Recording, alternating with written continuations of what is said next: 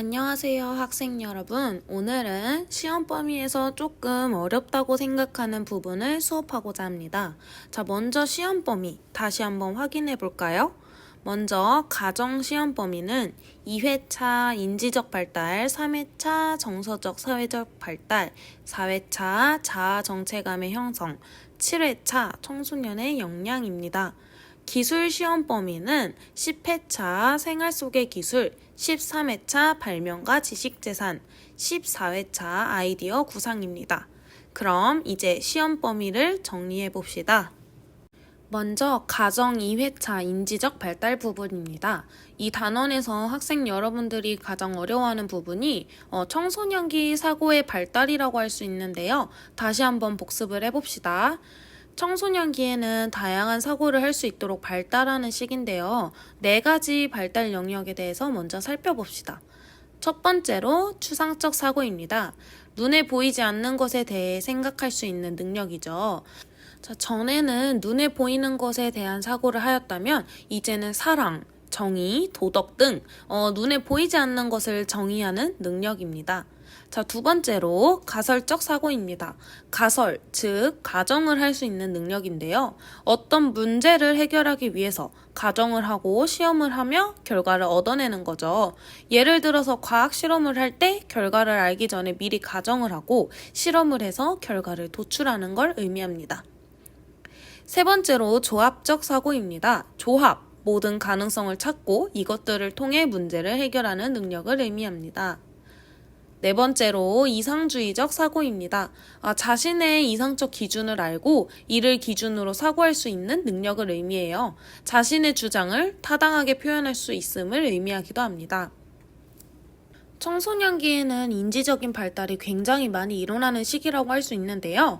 하지만 자기중심적인 사고를 보이기도 합니다. 청소년기의 자기중심적인 사고는 청소년에게 자신감을 주기도 하지만 너무 지나치면 무모하고 위험한 행동을 하기도 해요. 청소년기의 자기중심적인 사고의 종류로는 2가지가 있습니다. 상상의 관중, 개인적 우화입니다.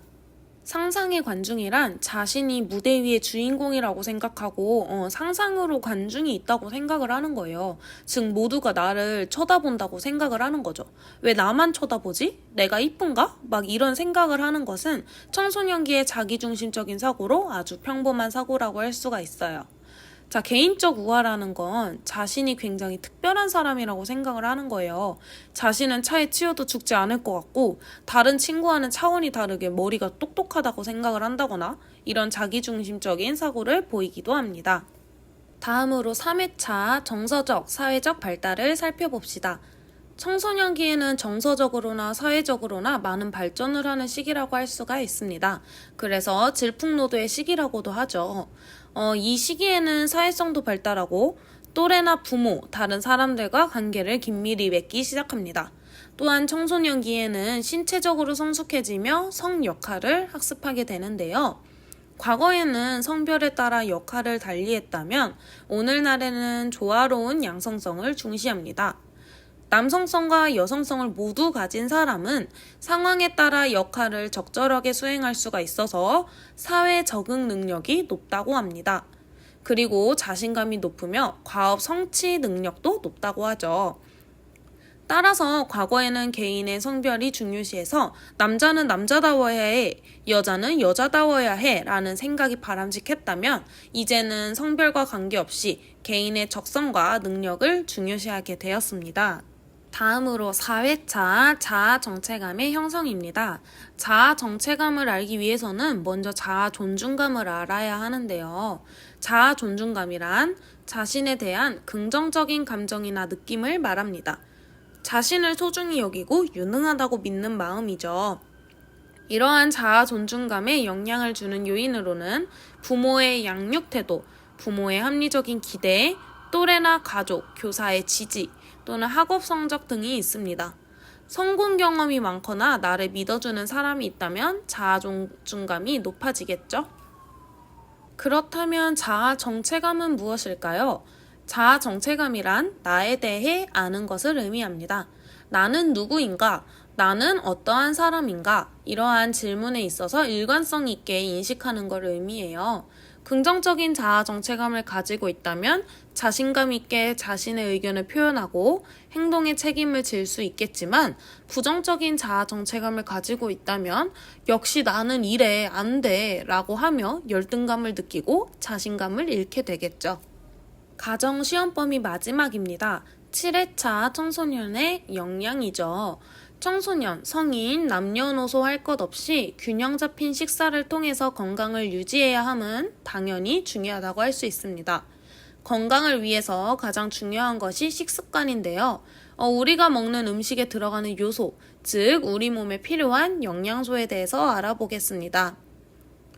우리 몸에 필요한 영양소는 크게 6가지가 있어요. 탄수화물, 단백질, 지방, 무기질, 비타민, 물인데요. 지금부터 차근차근 살펴보도록 합시다. 첫 번째, 탄수화물입니다. 탄수화물은 에너지를 공급해주는 주된 영양소로 1g당 4칼로리의 에너지를 내게 됩니다. 탄수화물이 들어있는 음식으로는 녹말식품인 곡류, 감자류, 빵, 떡 이런 것들이 있고요. 당식품으로는 설탕, 꿀, 초콜릿 등이 있습니다. 또한 식이섬유도 탄수화물의 일종으로 장의 운동을 도와 변비를 예방해주기도 합니다. 우리의 뇌는 포도당만을 에너지원으로 사용을 하는데요. 이 탄수화물은 체내에서 포도당으로 분해되어 흡수되기 때문에 뇌가 사용하는 에너지원이라고 할 수 있습니다. 하지만 너무 많은 섭취를 하게 된다면 사용하고 남는 것들이 지방으로 바뀌게 됩니다. 두 번째, 지방입니다. 지방은 1g당 9칼로리의 에너지를 내게 되는데요. 체온을 유지해주고 내장 기관을 보호해주기도 합니다.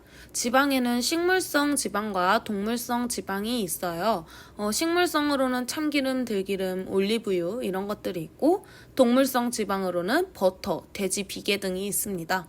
또한 필수 지방산이라고 해서 체내에서 합성되지 않아서 식품으로 섭취해야 하는 지방산이 있습니다.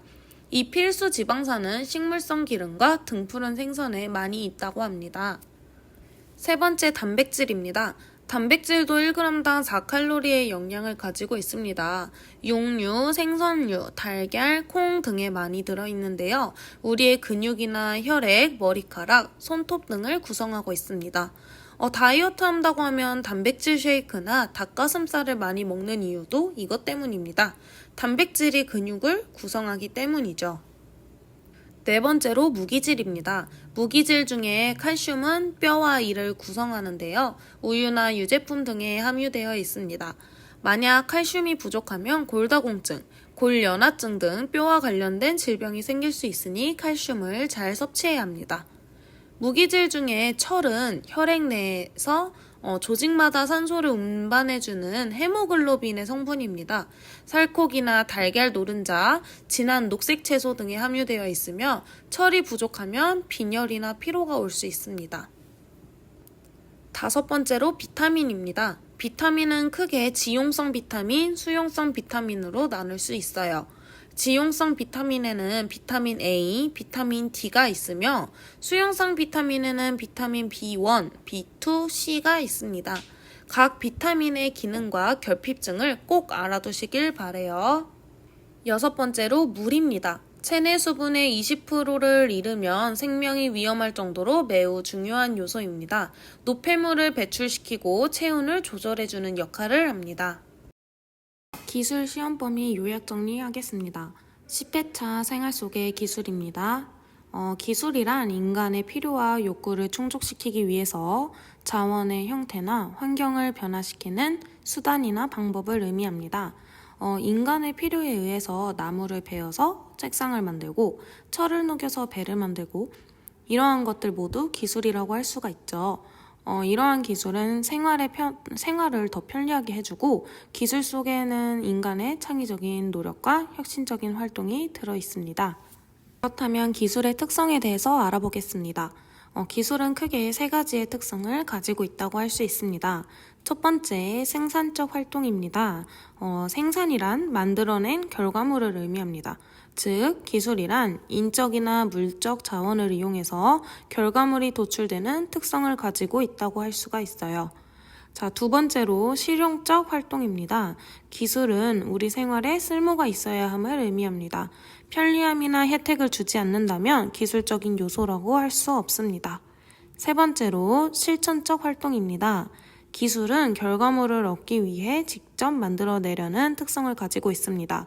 도구를 사용하거나 손으로 직접 만드는 활동을 의미하죠. 그래서 예전에는 기술, 실과 시간에 이러한 손으로 조작하는 노작 활동을 많이 하였어요. 망치질을 하고 조립을 하고 기계를 다루는 수업을 많이 했었죠. 바로 이러한 실천적인 특성 때문입니다. 다음으로 기술의 영역에 대해서 알아보겠습니다. 기술에는 크게 5가지 영역이 있어요. 제조기술, 건설기술, 수송기술, 정보통신기술, 생명기술 이렇게 5가지입니다. 제조기술이란 재료를 가공해서 만드는 기술을 말합니다. 즉, 어떠한 제품이더라도 제조기술이 적용되었다고 할 수가 있는 거죠. 가구나 의류, 자동차, 로봇 등 이 모든 것들을 생산하는 데 있어 제조기술이 적용되고 있습니다. 건설기술이란 우리 생활에 필요한 구조물을 만드는 기술을 의미해요. 아파트, 도로, 터널, 댐 이런 것들 모든 구조물을 만드는 기술을 의미합니다. 어떻게 하면 더 튼튼하고 아름다운 구조물을 만들지를 고민하는 것을 말합니다. 수송기술이란 사람이나 물건을 다른 곳으로 옮기는 기술을 말합니다. 어떻게 하면 더 빠르고 안전하게 옮길 수 있을까? 라는 생각을 하는 것으로 자동차, 비행기, 기차, 우주선 등은 수송기술을 적용하고 있습니다. 정보통신 기술이란 정보를 생산하고 처리해서 주고받는 기술을 의미합니다. 예전에는 봉수대로 정보를 전달을 했다면 전화기가 발달하고 스마트폰이 발달하면서 더욱 편리하게 정보를 주고받을 수 있게 되었다는 것을 알 수 있어요. 마지막으로 생명기술이란 생명체의 현상과 기능을 이용한 기술입니다. 작물을 재배하거나 가축을 사육할 때 더욱 건강한 재배를 하기 위한 노력을 말합니다. 요즘에는 유전공학, 신약 개발 이런 것들에 힘을 쓰고 있어요. 이러한 기술들은 서로 융합하면서 빠르게 발전을 하고 있어요. 기술의 영역은 서로 밀접하게 관련되어 있기 때문에 같이 발전하고 있다고 할 수 있습니다. 다음으로 13회차 발명과 지식재산입니다. 발명이란 지금까지 없었던 물건이나 방법을 만들어내는 것을 의미합니다. 발명과 발견의 차이점은 기존에 없던 것을 만드는 것이냐 또는 이미 존재하지만 알려지지 않은 것이냐입니다. 발명이라고 말할 수 있는 요건으로는 3가지가 있습니다. 첫 번째, 창의성입니다. 새로워야 한다는 창의적인 성격입니다. 두 번째로 실용성입니다. 아무리 새로워도 쓸모가 없다면 발명이라고 할 수가 없습니다. 기존의 제품보다 더 실용적이어야 하겠죠? 세 번째로 경제성입니다. 창의적이고 실용적이라고 할지언정 너무 터무니없이 비싸다면 발명품의 요건에 맞지 않겠죠. 적은 비용으로 큰 가치를 만들어내는 것, 그것이 발명입니다. 그렇다면 발명을 왜 해야 할까요? 발명은 생활을 편리하게 해주며 산업 발전과 국가 경쟁력을 강화시켜줍니다. 또한 개인과 기업의 경제적 이익을 가져다주며 개인에게는 창의력을 길러주고 문제를 해결할 수 있는 능력을 길러주기 때문입니다. 발명을 배우게 되면 꼭 알아야 하는 것이 특허와 지식재산권입니다. 특허란 창작한 사람의 이익을 위해서 법률적인 권리를 부여하는 것을 의미합니다. 특허를 내면 독점적인 권리를 갖게 되며 발명을 보호하고자 하는 목적이 있습니다. 그래서 이러한 인간의 지적 창작물 중에서 법으로 보호할 만한 가치가 있는 거에게 부여하는 권리가 있는데 그것이 바로 지식재산권입니다. 지식재산권의 종류에 대해서 알아봅시다. 지식재산권은 크게 3가지로 나눌 수가 있는데요. 산업재산권, 저작권, 신지식재산권입니다. 산업재산권은 생활과 산업에 관련된 권리인데요. 이 산업재산권을 또 4가지로 분류를 할 수가 있어요. 특허권, 실용신앙권, 디자인권, 상표권입니다. 각 권리에 대한 유지기간이 다르니 알아두시길 바랍니다. 특허권은 새롭고 수준 높은 발명에 대한 권리를 말하며 실용신앙권은 이미 발명된 것에 더욱 편리하게 하는 발명에 대한 권리입니다. 디자인권은 물건의 모양이나 색채 등에 대한 권리이고 상표권은 다른 상품과 구별되는 상표에 대한 권리입니다. 다음으로 저작권이란 인간의 감정이나 사상이 들어있는 창작물에 대한 권리입니다. 영화, 음악, 시 이런 것은 저작권에 포함된다고 말할 수 있습니다. 신지식재산권이란 원래의 지식재산권 범주에는 포함되지 않지만 경제적인 가치를 지닌 것에 대한 권리입니다. 마지막 시험 범위입니다. 14회차 아이디어와 구상입니다. 이러한 발명과 창의적인 생각을 위해서는 다양하고 창의적인 아이디어를 내는 것이 중요한데요. 지금부터 아이디어를 내는 방법에는 무엇이 있는지 알아보겠습니다. 어떠한 문제를 해결하기 위해서 다양한 방법에 대한 아이디어를 내는 것을 확산적 사고를 한다라고 말합니다. 사고를 확장시키는 것을 의미하는데요. 이러한 확산적 사고 기법에는 마인드맵, 브레인스토밍, 브레인라이팅 이런 것들이 있습니다. 마인드맵은 그림과 같이 생긴 건데요. 주제어를 가운데다 쓰고 그와 관련돼서 떠오르는 아이디어나 정보를 자유롭게 가지치기를 하면서 작성을 하는 겁니다. 이러한 마인드맵은 이미 공부한 것을 다시 한번 정리할 때도 쓰이고 새로운 아이디어를 내기 위해서도 아주 자주 쓰이는 방법입니다. 브레인스토밍이란 브레인이 스토밍한다, 즉 뇌에서 폭풍이 몰아치는 것처럼 아이디어를 많이 내는 방법을 의미합니다. 자유로운 분위기 속에서 모든 원들과 함께 아이디어를 많이 내보는 건데요. 이 브레인스토밍에는 4가지 법칙이 있습니다. 첫째, 다른 친구의 아이디어를 비판하지 않는다. 둘째, 자유롭게 생각하고 발표한다. 셋째, 질보다는 양을 중시하여 아이디어를 많이 낸다. 넷째, 아이디어를 받아들이고 그것을 발전시킨다입니다. 그렇다면 브레인 라이팅은 무엇일까요? 브레인 라이팅, 즉 머릿속에 있는 것들을 쓰는 것을 의미합니다. 말을 하지 않고 조용히 자신의 아이디어를 종이에 쓰고 옆 친구한테 돌리는 거죠. 그러면 옆 친구는 친구의 아이디어를 개선을 하거나 새로운 아이디어를 쓰고 자신에게 다시 돌아올 때까지 계속 돌리는 거예요. 이러한 기법은 소극적인 사람들이 적극적인 참여를 할 수 있다는 장점이 있습니다. 다양한 아이디어를 확산적 사고를 통해서 냈다면 이러한 아이디어들 중에서 가장 좋은 아이디어를 선정을 해야 됩니다. 이런 것들을 수렴적 사고를 한다라고 말할 수 있습니다. 수렴적 사고 기법에는 PMI 기법이 있는데요. P 플러스 M 마이너스 I interesting, 즉 좋은 점, 나쁜 점, 흥미로운 점 이런 것들에 대해서 아이디어마다 한번 살펴보고 가장 적절한 아이디어를 선정하는 것을 말합니다. 지금까지 시험 범위에 대해서 정리를 해봤어요. 문제풀이 영상과 지금 이 정리 영상을 보시며 시험 범위를 정리를 하면 좋은 점수를 받을 수 있을 듯 합니다. 코로나로 인해 며칠 안 되는 등교를 하지 못해서 저도 너무 아쉬운데요. 시험 기간에 뵙도록 하겠습니다. 수고하셨습니다.